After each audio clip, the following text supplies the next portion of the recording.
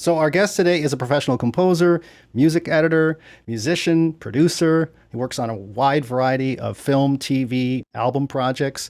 He's an artist in residence at Bard Music Conservatory, teaching a course on film music. He's also served on the faculty of New York University and the City University of New York. He's been a close friend of MOTU for many years, and we're honored he's taken the time to do a masterclass with us today. So please welcome James Sizemore.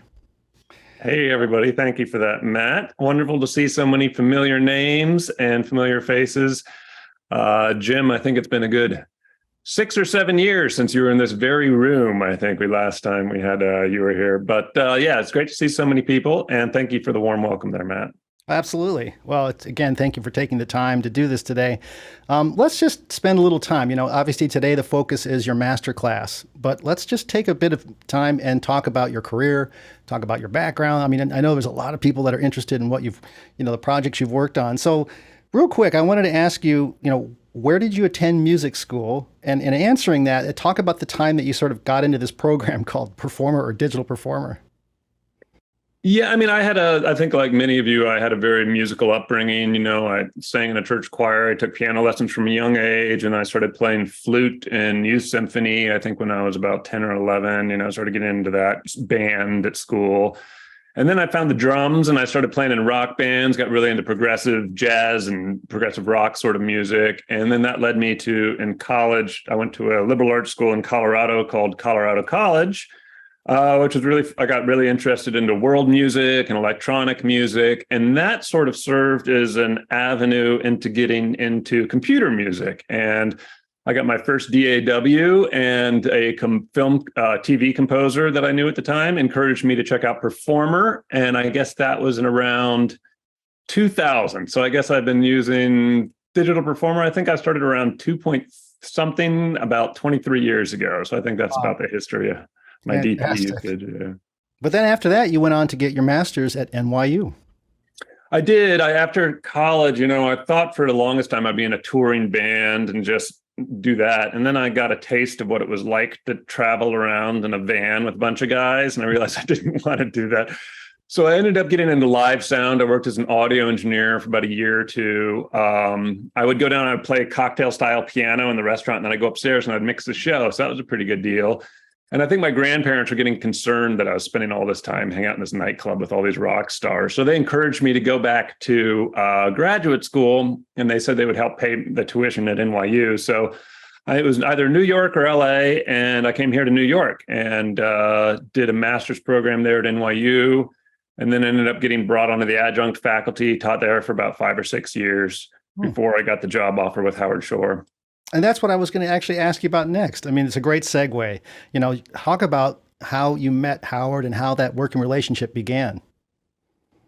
Howard at the time was sort of clearing house. He had a few technicians and music people working for him, and they all left about a week after I got hired. It was just basically he contacted NYU, the film scoring chair at the time, Dr. Ronald Sadoff, and said, "Do you have a technician who can work in my studio that has a wide range of musical and technical skills?" And they recommended me, and I had an interview, and he offered me the job. And that was in 2008. So I started out within a technical capacity, just sort of managing the studio. And then I think one of the first films we did was Edge of Darkness with Mel Gibson. And it was a replacement score. They'd thrown out John Corigliano's score.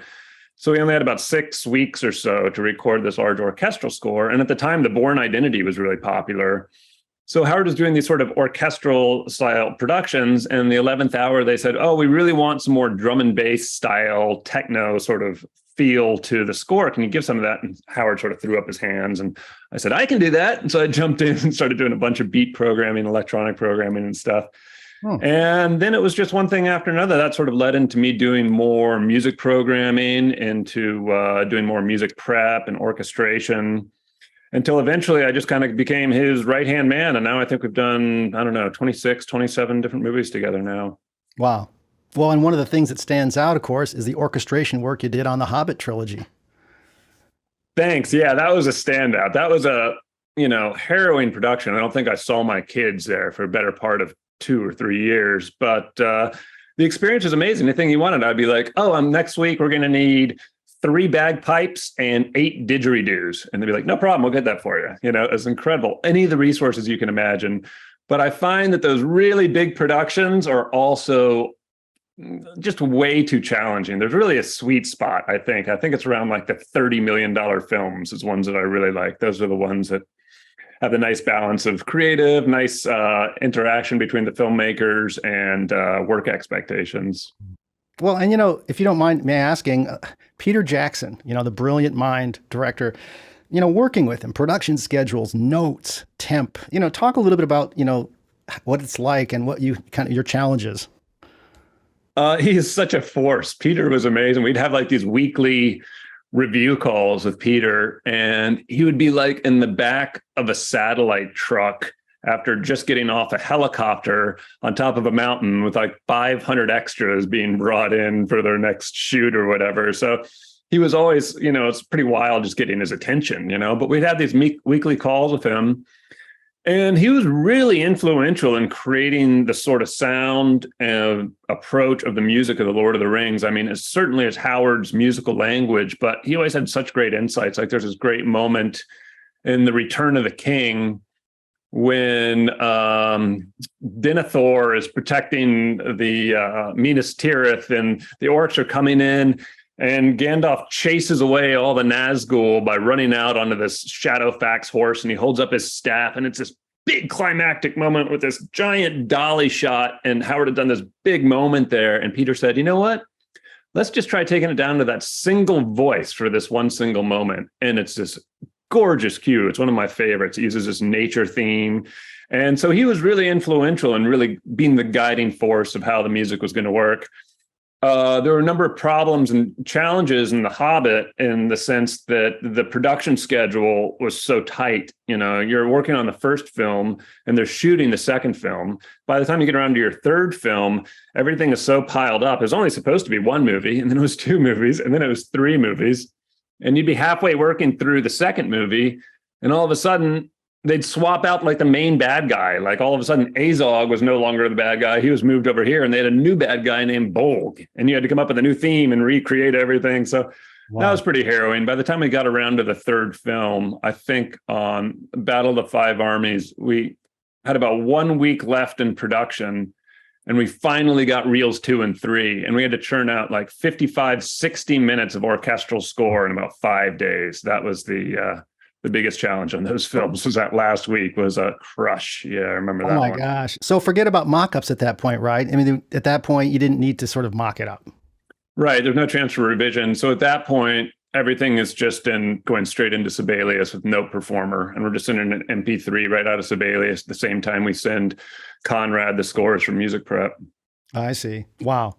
Well, and of course, then it's interesting, you know, talking about he did that main title for the Amazon version of, you know, the Rings of Power. And what was your involvement in that piece of music?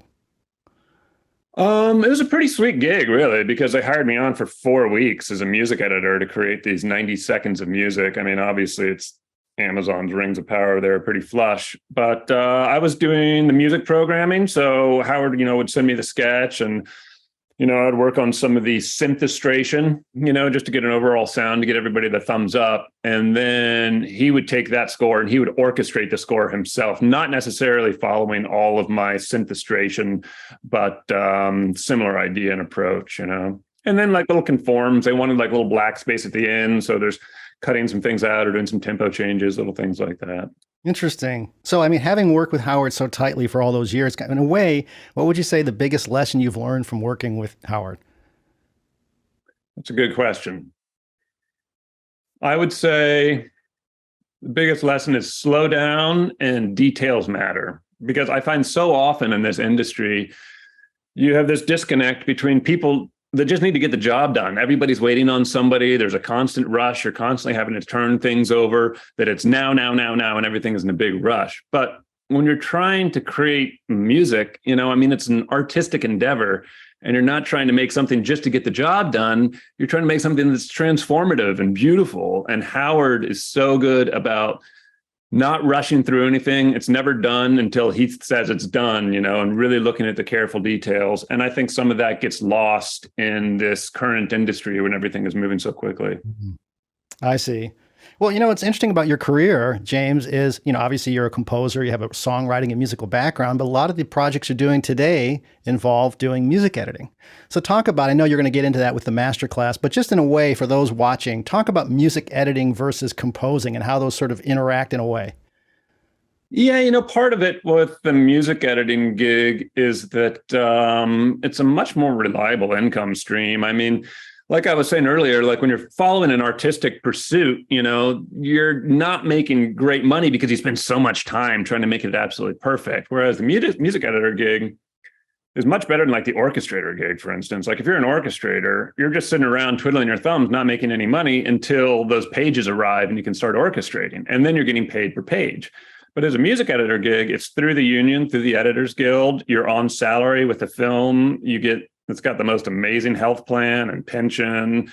So you get all that. And so it really allows me to both follow my passion writing music and support my family and cover all my expenses and that kind of stuff. And I really like that the music editor, like a lot of the films I work as a music editor on, I might be on a film for 6-8 months and the composer might only be on for 3 or 4 months. So it really gives me the opportunity to get inside the movie and sort of set the tone for how you're approaching it. And put on a different hat, that music editing hat, where you're more approaching it as a filmmaker than strictly just as a musical technician.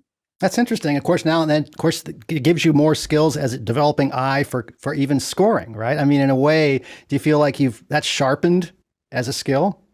Yeah, for sure. And the opportunity to work with so many great composers, I mean, we all are sort of cut from the same cloth, and that I think we kind of hole up in our studios and we're sort of a world of one making music all day long. But to have those experiences working with one composer to the next, I mean, I learned so much. Like I just did, there's a new film that it's out today on Disney Plus called The Slumber Party. And I worked with a young composer named Joseph Shirley. He just did Creed 3. He's doing The Mandalorian. He's really blowing up at the moment. But to have that experience working with him, it was all like Southern hip hop and pop music, to see the techniques he was using. It was so educational for me. Before that, it was, one composer after another. Each of them bring their own skill sets and insights. And so you kind of get to pick and choose all of those little pieces of information. So that I really enjoy from it, learning from others. Wow. Well, and again, there's so much we want to cover, but we want to get to the masterclass. Sort of the last thing I wanted to talk about, the album projects. You've got the solo and the quartet projects that you did. Some beautiful stuff. I listened to the records, enjoyed those very much. So talk about DP's involvement in that, the writing, editing, mixing, talk a little bit about that. Yeah, I'm glad you brought that up. Thank you. It's really sort of a passion project that I love. I mean, within the process of filmmaking, it's fun because it's so collaborative and everybody is kind of pushing and pulling. You almost feel like you're on a Ouija board, just trying to see where things are going to end up with everyone's input. So to be able to do these album projects where it's really just leaning into my own sort of musical inspiration and aesthetics and be able to do that separately is a really fun distraction for me. I think that's a really good exercise. It also informs my sort of film scoring work. And I just got a great grant and booked the studio October 1st. I have a pianist flying in from London and string quartet coming up from New York. And we're going to spend a couple of days recording the next album early October. So looking forward to getting into that. And it's still, even though it's, Chamberworks, classical music, it's still rooted in DP. I mean, the musical ideas always have to come to your head first before I sit down at the computer. But once I hear that sort of thematic idea or, musical approach in my head, I sit down in Digital Performer, I write out a piano sketch, and then I use the same way that I'd approach my film score, and I use it for writing contemporary classical music, working out harmonies and melodies and counterlines, creating demos, exporting that MIDI for score preparation. So it's really hand in hand, the same way that I do film music, I use it for my concert music as well. Oh, fantastic. Well, that's great. We'll have time later for those watching for Q&A as well. So why don't we shift over into the masterclass and sort of in a way, bullet points on what we're going to cover. Sure. Yeah. So I thought I would just kind of start with, some basic technical skills of tools that I use in Digital Performer for music editing. So we'll take a look at building a tempo meter map, which I often find I have to do for record prep. And then we'll look a little bit about how I use DP to create scores using audio to pitch to MIDI conversions to create some source music. And then we'll step it up, get things a little bit more complicated. We'll get into my music programming template. We'll look at some of the challenges we had scoring a scene on The Pale Blue Eye, which was a real dream project for me to do last year. And then if we have time, then I'll get into a little bit about my new 5.1 music programming setup. You can see I'm in 5.1 here. And so how I use DP's 5.1 capabilities. Wow, fantastic. Okay, take it away. Feel free to share your screen. Cool. And just catching up with the chat here. Yep. Thank you, Jim. Hudson Valley, just north of New York, is my hometown. I live in Cold Spring. I got a beautiful mountain view out here, out through the windows, and I can take the train into Grand Central. It takes me about an hour. So that's the, yeah. So I have just a very basic single stereo file. I mean, with music editing, the basic, most initial sort of entry into it is just editing stereo audio files. And then you start getting into stems, and then you start getting into record prep and all this kind of stuff. But really, stereo editing is one of the cruxes of what I find myself doing. And often I also find myself having to create a tempo or meter map. I need to take a track and put it on the grid so I'm able to record it with some live musicians, or whether it's just a question of editing to the grid, whatever the case may be. This is just a stereo file here that I have taken from a documentary I did on HBO last fall. And the composer had this demo and we were recording it, and she didn't have the tempo meter map, so I had to create it. So I knew it was going to be in 6/8, and so I was just going to create a tempo meter map here real quick. So let me just play this back for you.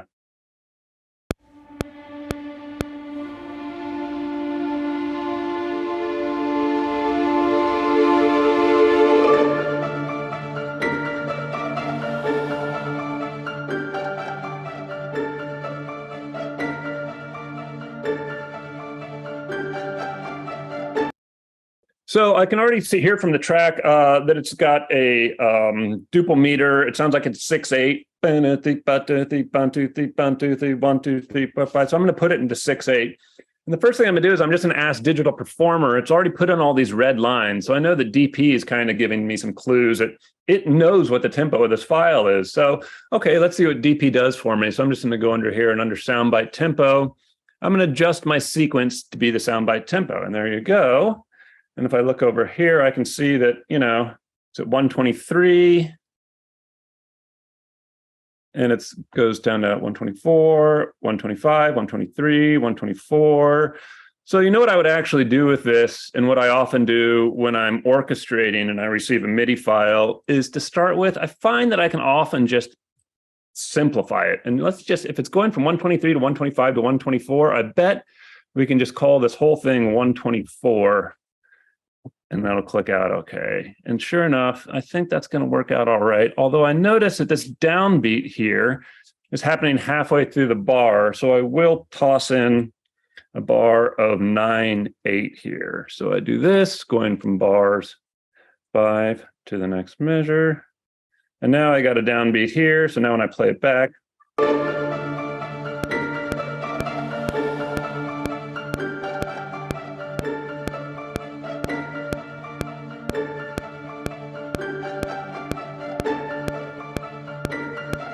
so great. So I have a pretty good tempo set there. Now I just need to move ahead. This is all still in time.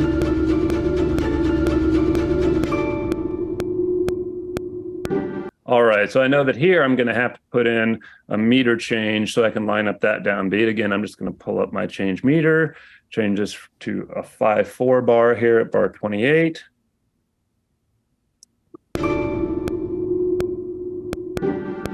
Now here, bar 29, this is going to be into 4/4.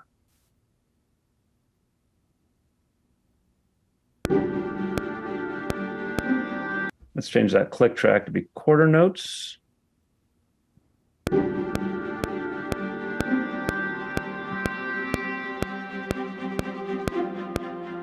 All right, and that gets us through that section. And then I say we have another pause here. Once again, I'm going to have to take a look and see where that comes in.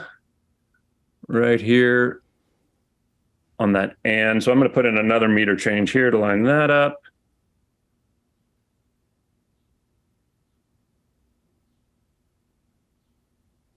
All right.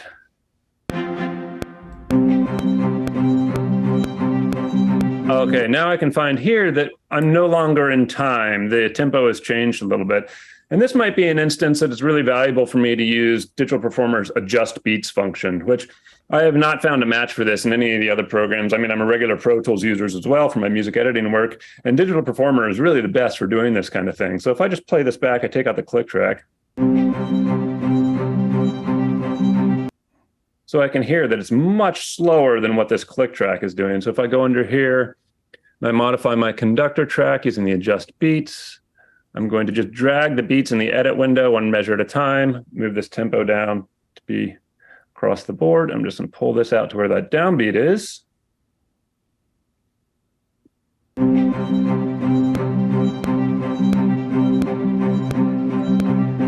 Yeah, pretty close. I just almost hit it. Let me try one more time there.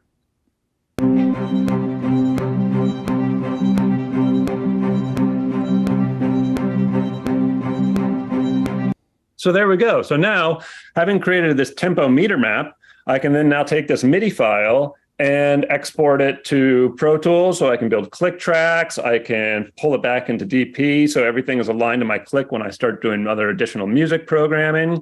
So it's this really helpful use that DP, I think we so often think of it for these creative purposes for, music composition, but it could also provide these wonderful technical things to make workflows a little easier, especially for something like creating a tempo meter map. A part of my other job within music editing is finding the source music for various scenes, trying to figure out how to tell that part of the story using source music. And on The Pale Blue Eye, we had all these great scenes of these taverns, and it's all lit with these candlelights. And the filmmakers wanted something to sort of set the period, time, and place. And when it comes to period films, we can get so authentic and geeky about making sure that it's exactly right. I mean, I found like piano pieces this takes place in 1831, and I found a piano piece that was written in 1827 at West Point Academy, where this movie takes place. So it was so authentic, nobody ever notices. I don't know why I try so hard, but nonetheless, we wanted some fiddle music in the background here. And so I wanted to find some period specific pieces. And so I started the way that I think most people start researching, and that is on YouTube. And I just listened to a bunch of early colonial pieces of fiddle music and then researched them online and found this great piece called A Slow Air. In fact, it has the strangest title of a piece. It's called Neil Gow's Lament for His Second Wife. I don't know what happened to the first wife, but the second one got a lament. And here's the piece, which I thought would be specific and good for the film. I'll just play it for you.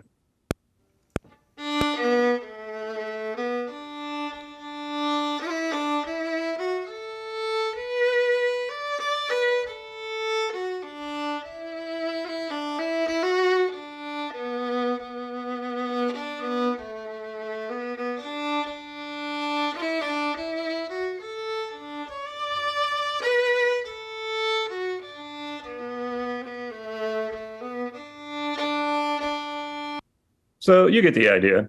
So this piece, the filmmakers loved it. Everybody thought it worked really well in the scene. It sort of, fits in. And so I needed to do a takedown and create a score of this so I could send it over to my violinist to record. So once again, I used Digital Performer's soundbite tempo recognition to create a basic tempo map, clean it up a little bit. But not only with tempo structure, it also allows you to do pitch analysis. So it's not that it's that tricky to take down, but nonetheless, what a time saver just to be able to pull over here into pitch mode, select all this pitch data and then paste it into a MIDI track. And then I see the velocity is really low. I don't want to lose any notes when I pull this into my notation program. So let's set all those to 55. And let's go ahead and just quantize that all to be eighth notes to make it a little easier for myself. And let's see how it does.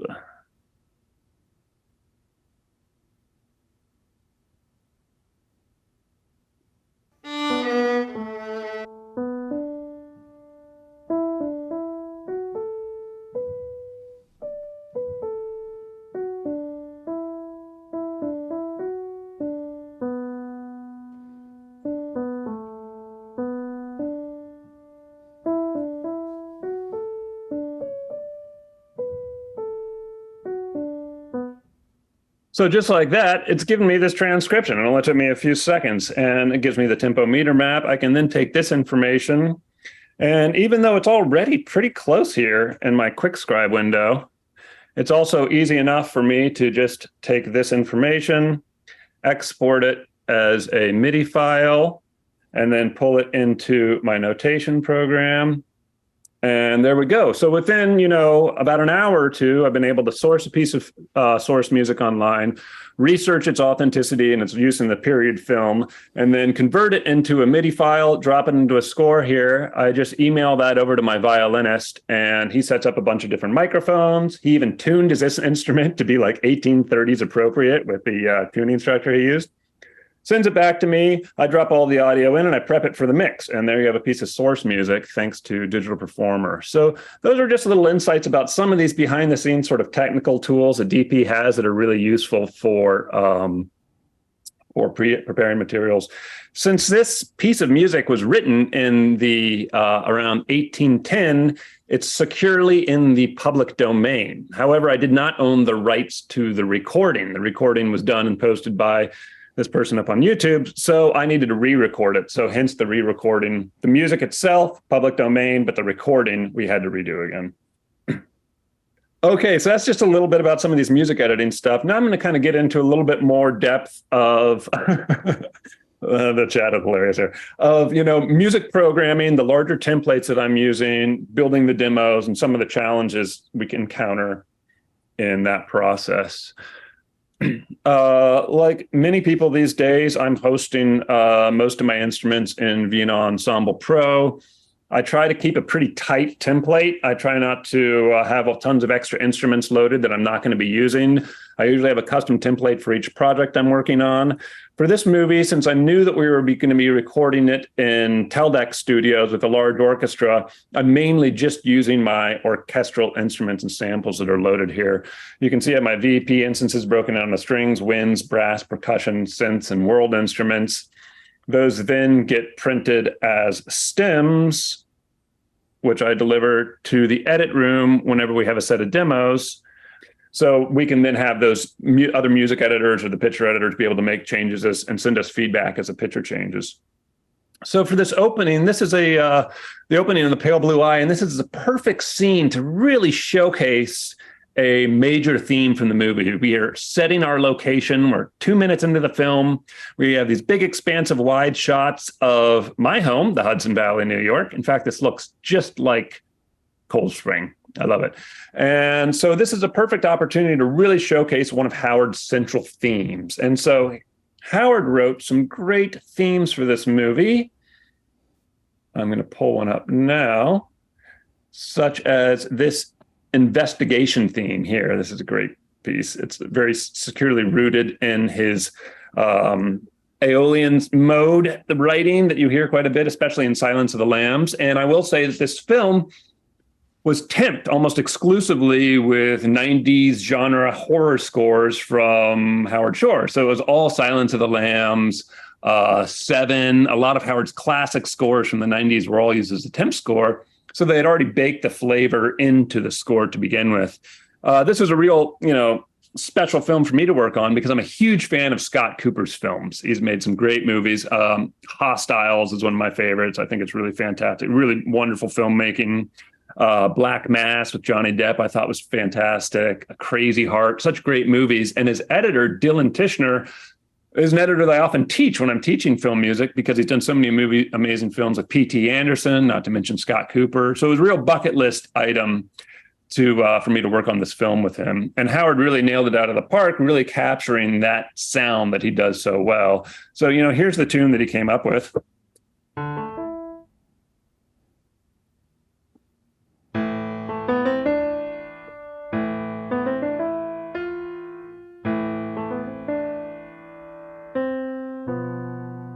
So they had this wonderful little investigation theme. So I did a demo of it, we put it in, and we said, this is going to work great. So this is my programming template for this film. And you can see I have it broken into track folders with just my select for my woodwind sounds that I like. And I love this scale all windows up 10%. That's such a nice feature they put into DP11 there. So these are all my woodwinds. These are all my brass instruments that I'm using. These are the percussion instruments. These are all solo instruments, world instruments, kind of folksy stuff. A little bit of choir things that I had to fill in. All of my various strings, mostly using a lot of orchestral scoring for this particular mock-up because we were recording in tel deck, so I wanted to use the tel deck samples and all that kind of thing. Yep.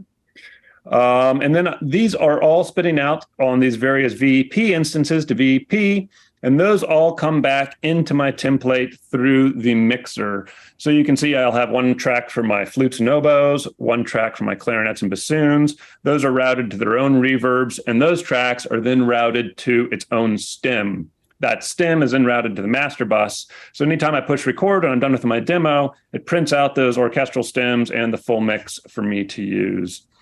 So that's the mixer template and all the stems split out and then my guide tracks. So let me just show you the scene and then we'll talk a little bit about some of the challenges that I encountered when trying to work on this. So here's the theme. And I'm just going to play it along with the production so you can hear.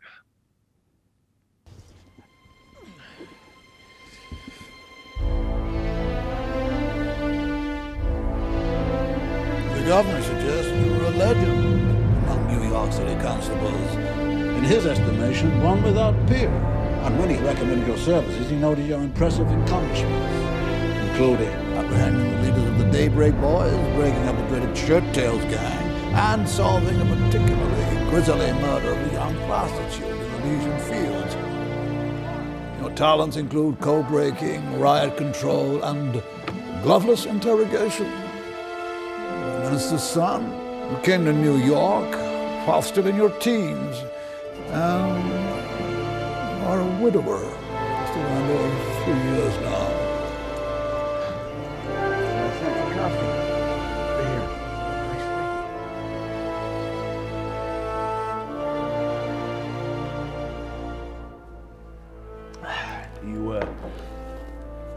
You keep these notes in a pigeonhole back there somewhere, do you? So this is a perfect opportunity for us to showcase this theme that we're going to be using throughout the film and all the orchestral glory, except for one major problem, that it has off-screen voiceover from a character that we've never met before, and the music is just stepping all over it. We could not find a way to get around it. So, I said, oh, let me just try reorchestrating it. Again, this movie is called The Pale Blue Eye. It's out on Netflix. It's a film by Scott Cooper. So we tried another version, thin it out a little bit, see if this could work.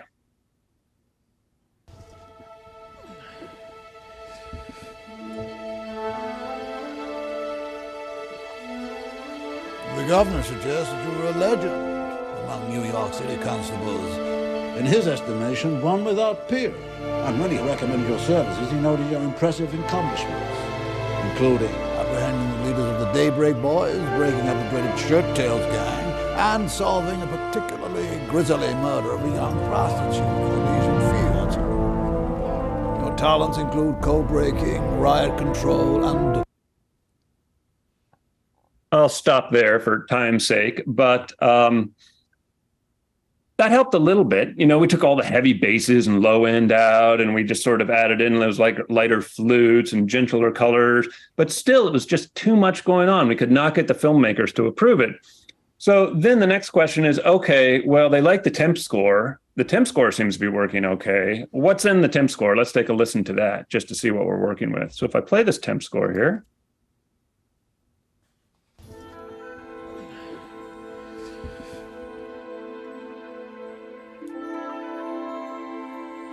The governor suggests that you were a legend among New York City constables.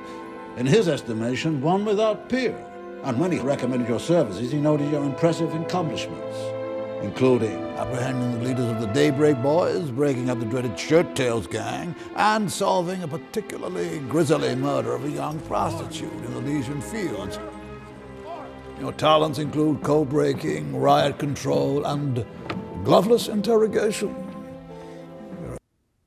So we could tell that was working. So it's a similar harmonic language. It's also similar orchestral. There's a question of balance and level, but really what it comes down to is that there's a lot more musical space There's a lot more big, long held chords, which gives us room to remove our attention from the music and focus on the dialogue.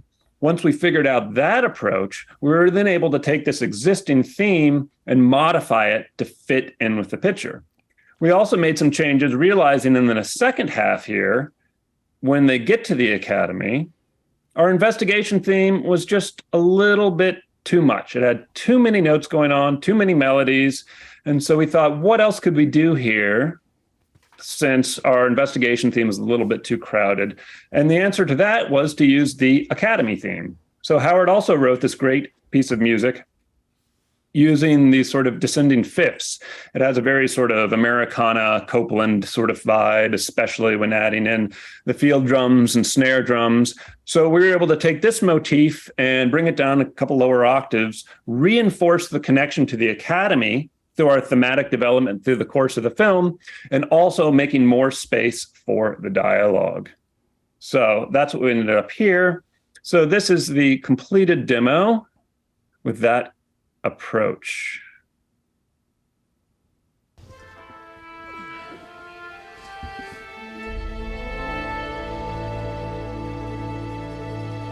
The governor suggests that you're a legend among New York City constables. In his estimation, one without peer.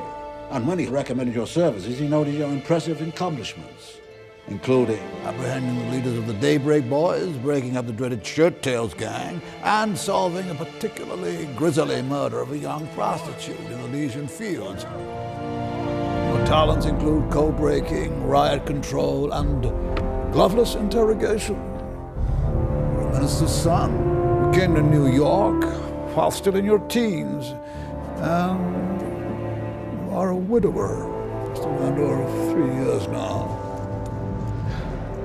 Shall I send for coffee? Be here. Nicely.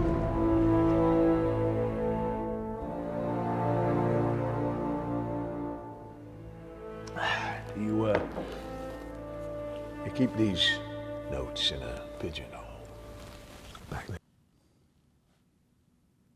So it was really just a simple question of, changing these opening eighth notes to be 16th notes, leaving these big open spaces here in each bar, adding these 6/4 bar sustains, giving more room for the dialogue and the voiceover to read, especially when it's coming from an off-screen source. And that was a solution for us, and that's what worked out. And just as a sort of comparison, here's the live orchestral recording, the 2-track mix from our recordings at Teldec Studio in Berlin. Howard did a really nice job developing the orchestration on this when it went into the orchestral stage. You can see through his process here, he's wrote in a little oboe melody here to begin, and then he sort of adds in his basic orchestration. That gets put into a larger score, and then he further marks it up with his pencil notes, adds in some percussion and things, until we end up with the final orchestral score. And here's the final recording.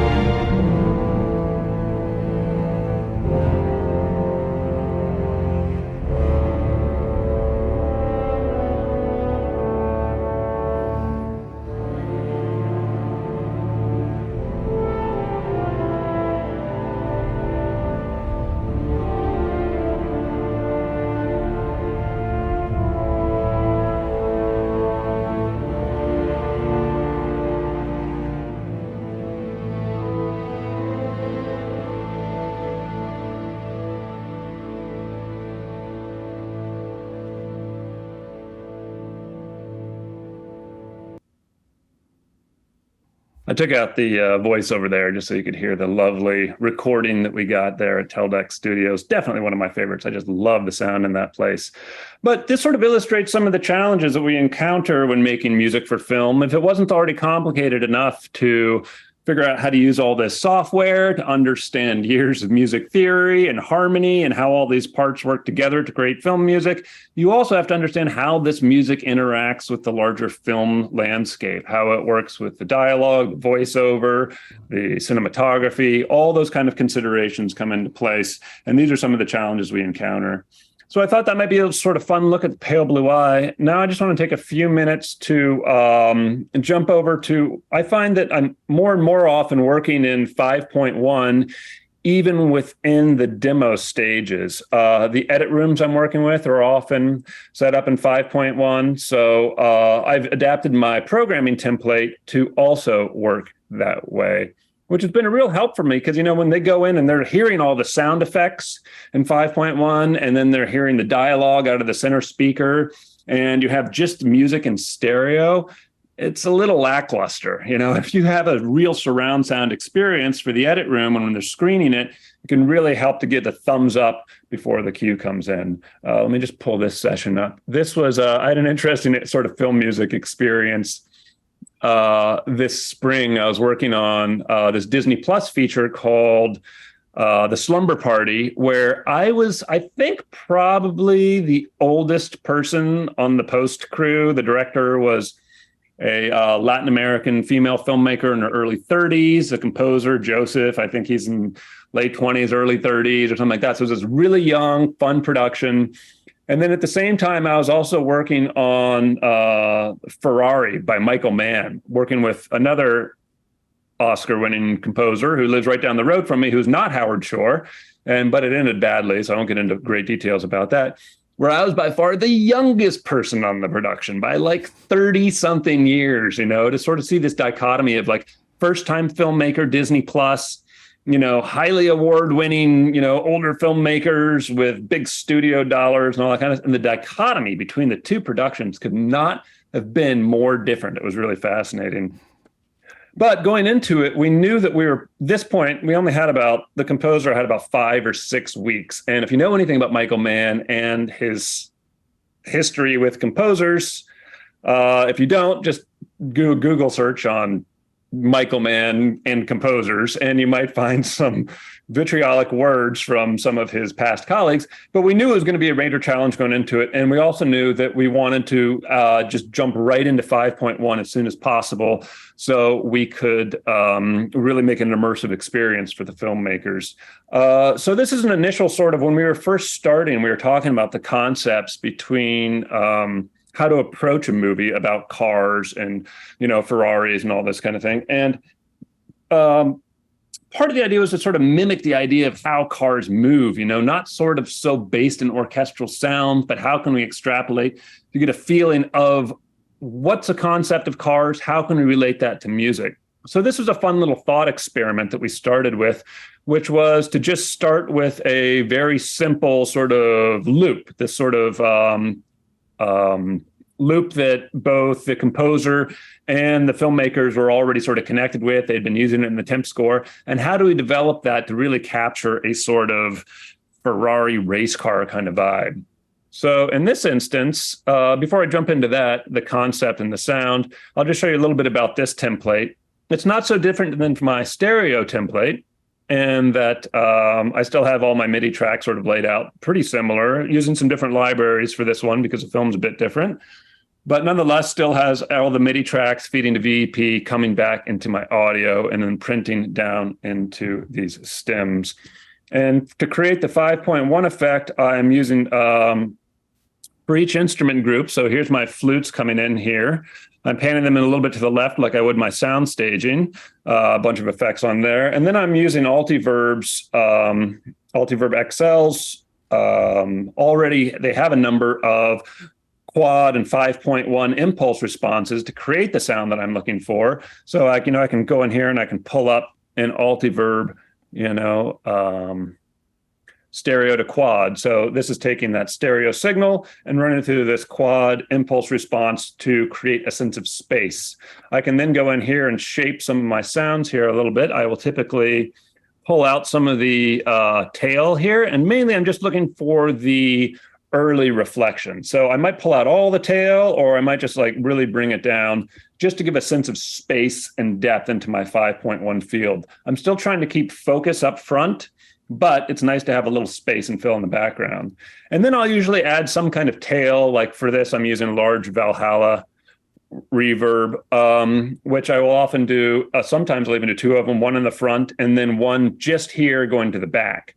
So these tracks, my stereo audio tracks being outputted to 5.1, along with these 5.1 impulse reverbs and responses, all get printed down into a 5.1 stem. Those stems all get mixed down into a 5.1 track. And then I'm also making use of DP's bundles feature. You can see I can line up, this is my main master bus for 5.1. And I can also create all these mono buses to have a built-in stereo fold-down bus. So a really useful way to integrate my stereo files. I'm printing a full set of mixes and stems and 2 tracks all in one pass. Sure, a little more details on 5.1. It's my setup here is I have an all Atom speaker system. So out of my MOTU 1248, I have a snake that runs into my SPL surround monitor controller. And then I have some wires that are running underneath the floor of my studio to these speakers in the back here. And through this monitor controller, I can control all 5 channels of my Atom speakers, along with my LFE subwoofer. The biggest part about setting up for 5.1, DP makes it really intuitive and easy to set up these 5.1 workflows. The biggest part is trying to figure out how you're going to get your speaker cables from your interface to the back of your room without having cables lining all over the floor. But nonetheless, yes, it prints out to a 5.1 6-channel audio file. And if you see these, if I zoom in on it here, you can see this is my left channel, my right channel, my center, my LFE, my left and right surrounds. So these are all included and printed into a 5.1 broadcast wave file, which then I can just export right out over to the edit room. So back to the concept for this Ferrari movie, we had this basic loop here that we were trying to work off of, and I was really getting the idea of like a car, so I wanted to get the sound of like the gears shifting up, like ding, like that kind of like leveling up sound. So I was like, how do I do that with this sort of pulse? So we had this little sound here.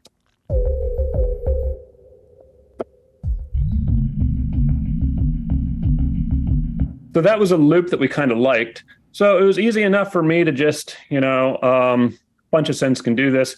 But I went ahead and just dropped this into an instance of Omnisphere here. So you can use your own user sound source.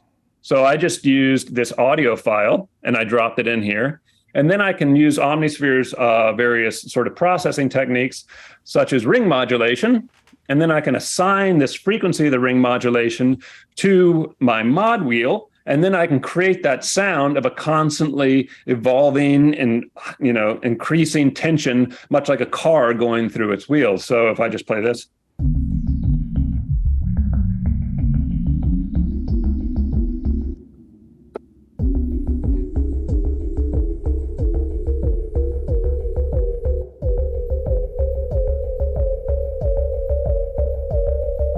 So I have that kind of pulse going. And then to add more of this rising tension, I can put in one of these shepherd tones from ATO.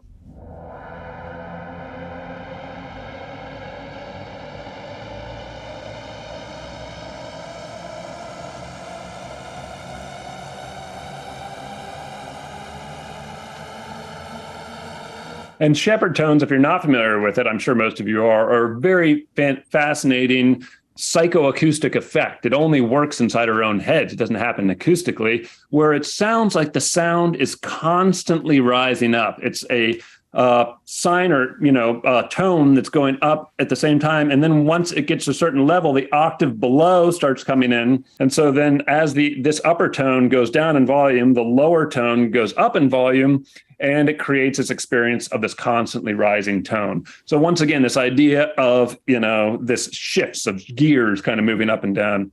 And I extended that idea to all these sort of concepts. So what I'm trying to illustrate here is very often within the process of music composition, we think that it's, we sit down at the piano and we say, okay, these are the chords it's going to be. This is how the tune goes.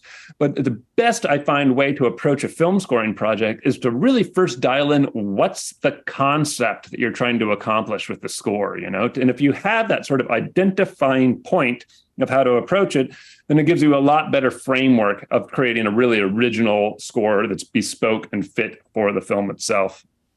So once again, took the same idea with some of these string sounds.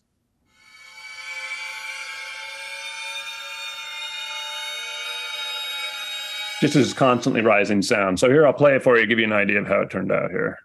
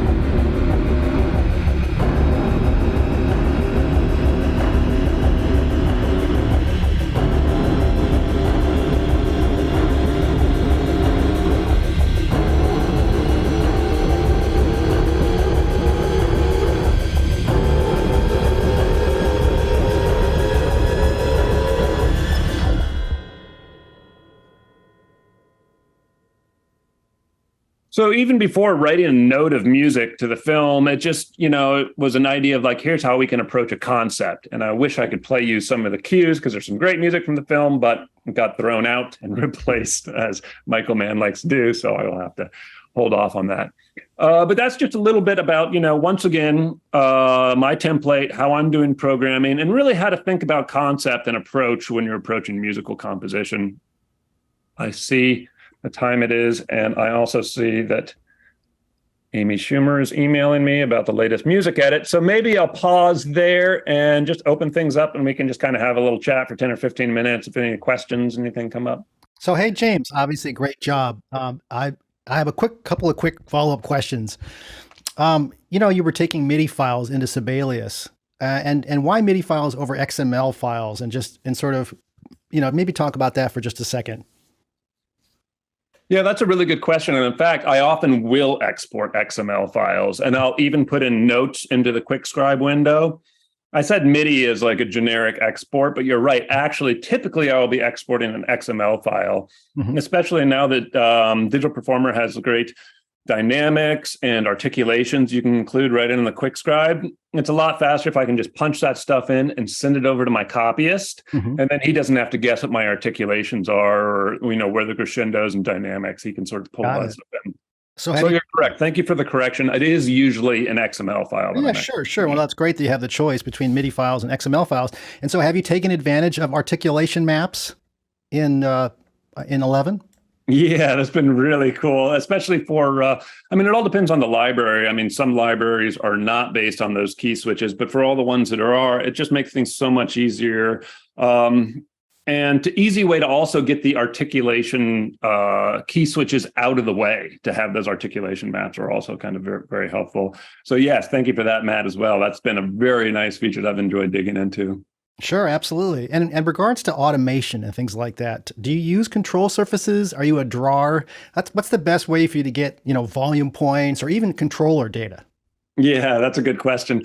So for so many years, I was always so locked into using like the Mackie Huey. And then I had this, you can see this keyboard behind me also has flying faders that I could use for automation. And then more and more, I just found myself kind of drawing it in to the point where I'm actually like listening to the mix and drawing the automation in as I'm watching the wiper come up. I mean, I think that's part of the facility you get with these programs after you've been working with them for 20 years or so, is that I just found that it was a little faster for me to draw it in than to sit there and play it back in real time.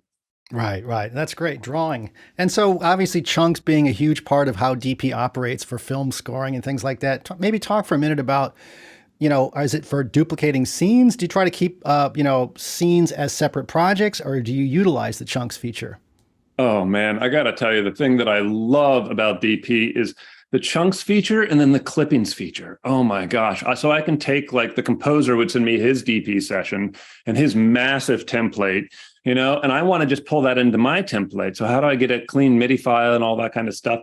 So I can pull that in as a separate chunk, or I can take that and just show the active tracks. That was also a nice feature that was added a couple versions ago. So I only show my active tracks in my tracks overview. And then I just export that as a clipping file. And those clipping files, I can just drop in like it's a chunk. I can just drop it into a new session. So another one of my favorite features is using those chunks and clippings. I'll also use a VRAC feature often for my VN Ensemble Pro connections. I'll have a single VI rack that has all my VP instances, and then various cues are loaded up in chunks. If they're all using the same theme, it's just a really quick way to grab things from different themes and kind of copy and paste stuff in. I see. Well, with music editing and composing, remember how in DP9 we added the ZTX, so we've got this amazing time stretching engine. And so have you actually used it for doing pretty dramatic, tempo changes with digital audio?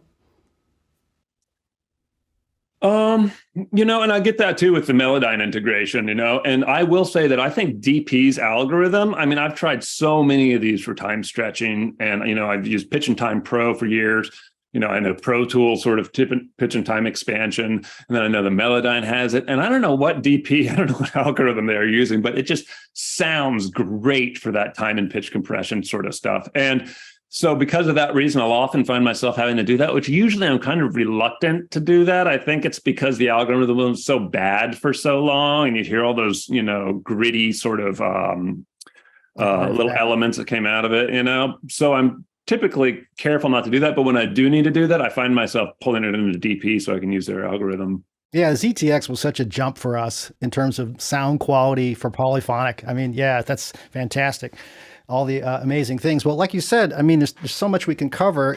Let's see if there are questions from the gallery. Obviously, there are a few from the chat I can throw at you. Have you done anything in Atmos? And if so, are you sending instruments to the upper speakers or only to reverb/far mics?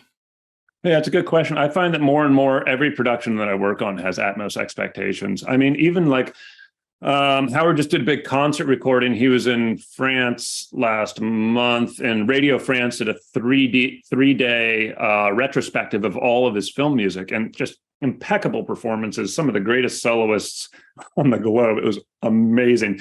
And Dutch Gramophone is releasing a 2-disc box set of all of these. So we've been working on that, just doing performance edits and stuff like that. And even that, which is destined to be an album release, is still recorded in Atmos because of the drive for spatial audio. And especially with Apple Music, we find that, for many people, if they have the spatial audio component because they did an Atmos mix, then it allows that music to kind of rise to the top of, the Apple Music playlists.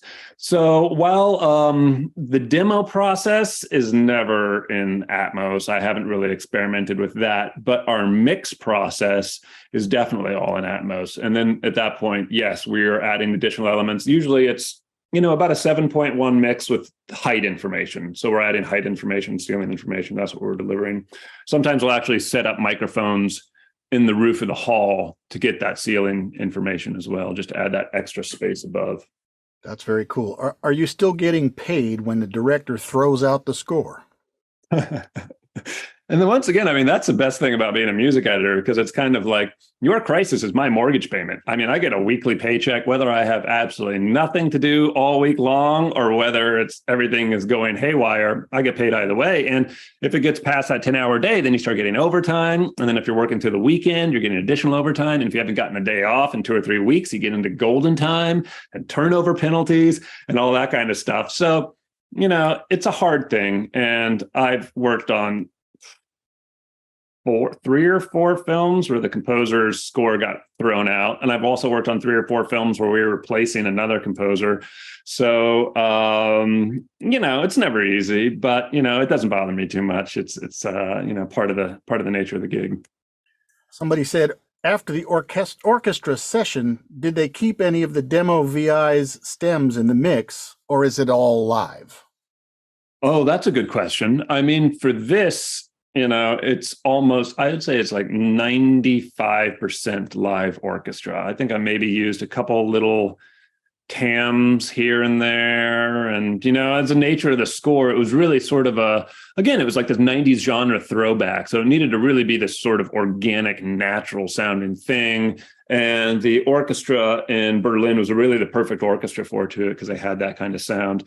That being said, you know, there will be times you know, anything is fair game. It's not like there's some reason we can't use it, you know, like a lot of times, like we were recording at 440 and the Celeste that they had at Teldec was tuned to 442.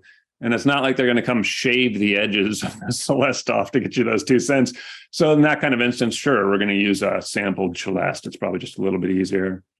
And even with something like Rings of Power, we had some sampled elements that were sort of, you know, boosting up the orchestra, upholding things a little bit, adding some other textures and things.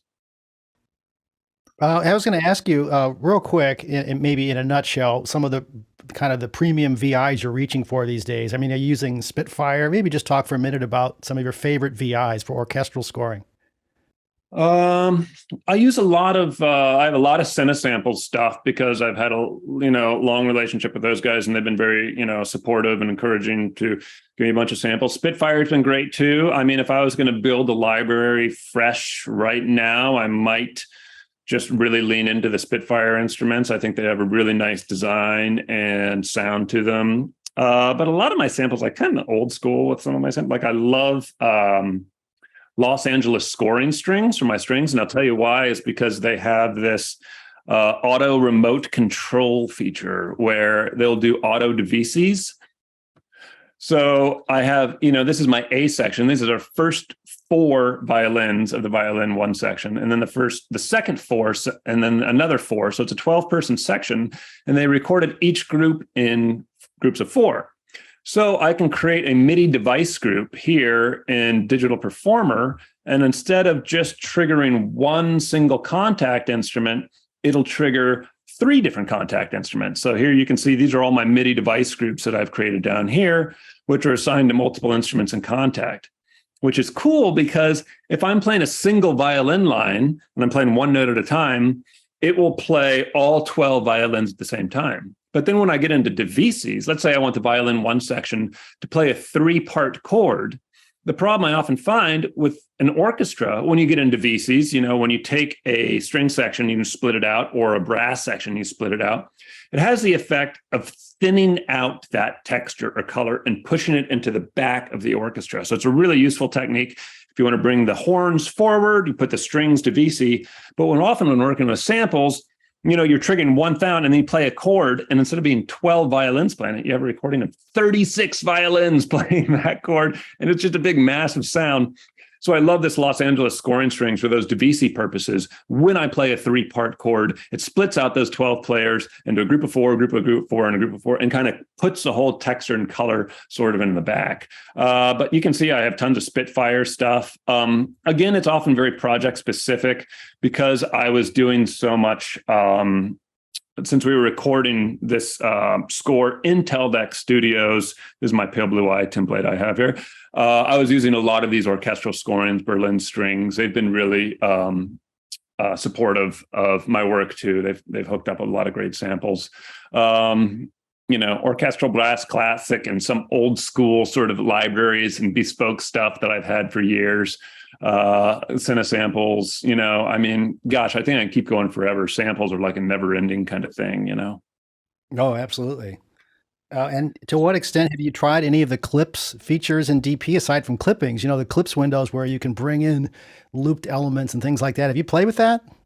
I haven't a little bit, but watching Joe Shirley on Slumber Party, the way that he used Ableton Live, I was like, oh, wow, I can do that all in DP. I have to get into that clips feature. It's such a great way to build up tracks, especially within that sort of style of music. Oh, absolutely. Well, just for the gallery again, for anybody who wants to actually come on and ask a live question, by all means, now's a good time. We're kind of nearing the end. There's a couple from the chat, at least. Glenn asked, any hardware MIDI synths or devices? Yeah, it's a good question. No, it's actually more and more, it's all into the box. I mean, I do have a set of preamps. I have a Bricasti M7, but I don't use it as much as I would like to because I find that I'm so often working in 5.1 more and more that, I need like 3 Bricastis if I really want to use an outboard reverb. And at a certain point, I'll just lean over to Seventh Heaven. I mean, the capabilities of DAWs to recall every single minor detail and the finest nuance so I can pull up a project a year or 2 later and be able to sort of run it down exactly as I had it. It's such a useful feature that it means that all of my sort of hardware outboard stuff is mainly only used for my creative album processes. Yeah. And somebody said, are you using VEP in 5.1 mode or upmixing stereo? I'm upmixing stereo. So I'm pulling in stereo from VEP. Although, I tried, I think, to get a 5.1 because a lot of my samples are recorded in 5.1 and Contact supports 5.1. But I had some issue with Vina Ensemble Pro putting out 5.1. I can't remember what it was, but nonetheless, it's coming stereo out of VEP. And then I'm using Altiverb's 5.1 and quad impulse responses, as well as reverbs and EQs to create the 5.1 image. Hey, so do you ever use cinematic rooms or any Liquidsonics reverbs? Have you messed with those? You like those? I have played with cinematic rooms a little bit. I mean, it's great, and I enjoyed the demo, and it's really fun. But I think I already had that so covered in my sort of plugin setup that I was like, I don't think I need another reverb. Gotcha. Hey, and last question: could you just explain one more time how you're routing your? You said you were putting like your flutes over to one side, and then could you just go over that very quickly, James? Yeah, exactly. So let's say that I have this, let's pull up just the brass track here. So I have these sort of low brass pads. So that's being triggered to my brass instance. So I have a VP connection with brass, I have a VP connection with percussion, and I have one with strings. They're each carrying 8 channels, and each of those 8 channels has 16 MIDI voices. So in this instance, I'm going to be triggering, here's my brass instances. So here's a track, and here's the instrument. So then I can put settings here, and then I'm just going to output this out of output 3.4 coming out of being Ensemble Pro. And then here in Digital Performer, here's that same channel is being input from brass 3.4. So that particular channel comes in right here. So then I can take that and I can, pan it behind me, pan to the back. In this instance, I'd probably put it over here where the trombones are, put a little movement to it to the right. And then I put some reverb on it to fill out the sort of 5.1 sound. So I'm using an early reflection send here and an Altiverb impulse with a quad impulse. You can see I'm not using any tail. I'm just using the early reflections. And that's sending out a quad or 5.1 output to my master bus for my brass. And then I also have an additional tail here, just using a big, long Valhalla reverb, which then I put like one of these Altiverb, one of these Abbey Road sort of style EQs on it, like one of these bell curves. I got this from the Abbey Road engineers. Probably did that on the early reflections too. Yeah. And then all that gets routed to this main brass bus. The output of this brass bus goes to my brass track down here. So I can record a 5.1 stem. And then that outputs to both the fold down bus, the 2-track bus, and my master 5.1 bus. Got it. That's awesome. And somebody asked, can you talk a little about your monitoring levels when composing versus mixing and delivery? Are your levels pretty much set to your final mix to expedite stereo/stem prints? Yeah, that's a good question. When I'm working on demos, I'm almost always working at probably around negative 14 dB FS is equal to about 78 SPL. That's a little hot for film standards. When I'm prepping my mix deliveries for the mix stage, and I'm getting all my stems organized and all that kind of stuff, then I'm usually monitoring at about negative 14 dBFS is 83 decibels SPL. And for the size of my room and for the space that I'm in, I find that gives me the best translation to an accurate level on the mix stage. But very rarely do I find myself changing my monitor levels. I have, I dial it into the exact SPL rating that I want, and I usually set it and forget it, unless I'm just trying to check, my EQ curve for various volume considerations with Fletcher Munson. I want to make sure I'm not losing too much of my bass presence or something when brought down to a low volume. But for the most part, I'm always working at one set monitoring level. Although for my albums, it's usually a little hotter than it is for film. I saw from the video, James, I was going to ask you about the tape machine and some of the videos for your album project. Were you actually using analog tape for just playback, or were you recording with tape? So I was recording it onto the tape, and I was like, oh, it's going to sound so great. And I have this 2-track tape, and this is going to be the mix. And I had it all set up. We got it all figured out and set up and everything. I was all excited about it. And then we listened to it, and I was like, well, sounds much better out of the computer. So it sure looks cool for the videos. I did not end up using it. I thought it was going to be really cool, but hey, tape is fun, and it looks great on video. But I guess at the end of the day, the digital performer just has a little slightly better audio quality. That's great. Hey, so, over the years working with Howard Shore, is he the kind of person that sits at the piano, or does he have some basic computer skills when it comes to, have you taught him some basic DP chops? Yeah, he uses digital performer. Yeah. He writes with paper and pencil. It's pretty cool. He does sit down at the piano. He has a keyboard connected to DP, but I've also seen him sit at a desk with a pencil and a piece of A3 score paper and just write out a piano concerto one after another. It's really cool. DP. That's fantastic. What version are you on these days? He's on 11. He's on 11.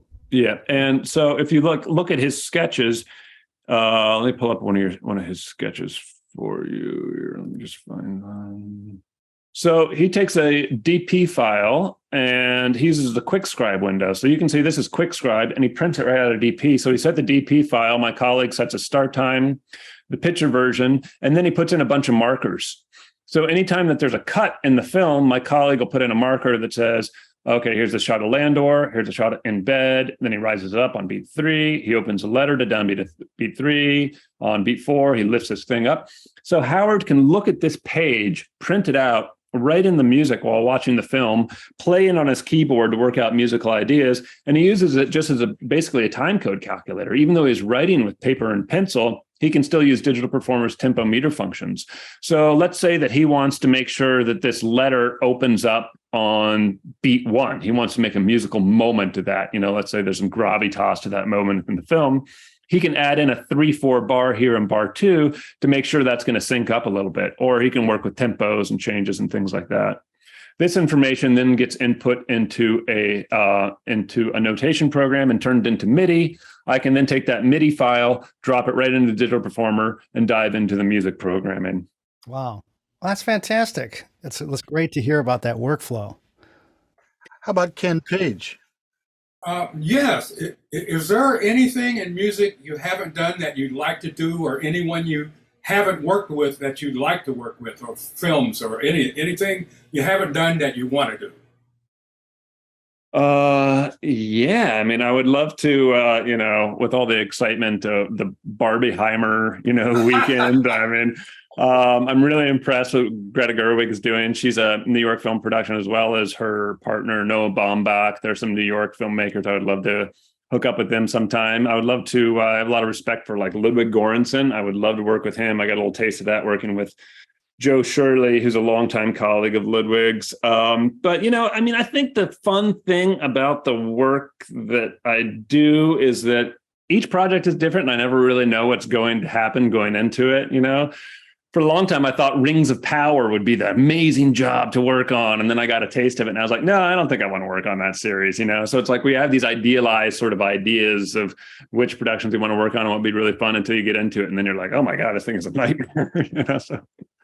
Oh yeah, we're going to wind down, everybody. If there are any last minute questions, we'll let James get back to his day. So what's happening today? What are you under deadline for, James? Next 6 weeks, I'm on a Amy Schumer show called Life and Beth, and it's a second season, so all the sort of pieces are into place. But we have the next 6 weeks our final mix. So I have got some music to work on this afternoon for Amy Schumer. Luckily, she's lovely to work with. So that's today's afternoon. I see, and she sounds like she's pretty hands-on as it relates to music and. Yeah, totally. I mean, just the right amount. I mean, you know, some people, you know, it's easy to get caught up with ego in this industry and think that every little thing you say as a filmmaker is gold and everyone needs to pay attention to it. And some people make notes just for the sake of making notes, you know, but she's not like that. She's really cool. She has good insights. If it works, it works. And if she has notes, it's usually much for the better. Excellent. Well, wow. Thank you so much for today. I mean, we covered a lot of ground. You know, talking about your career, talking about music editing and composing, your studio 5-1. So, yeah, thank you so much.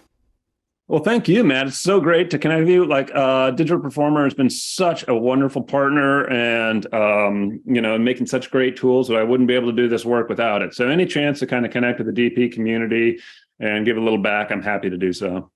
That's fantastic. We're going to give a gallery clap.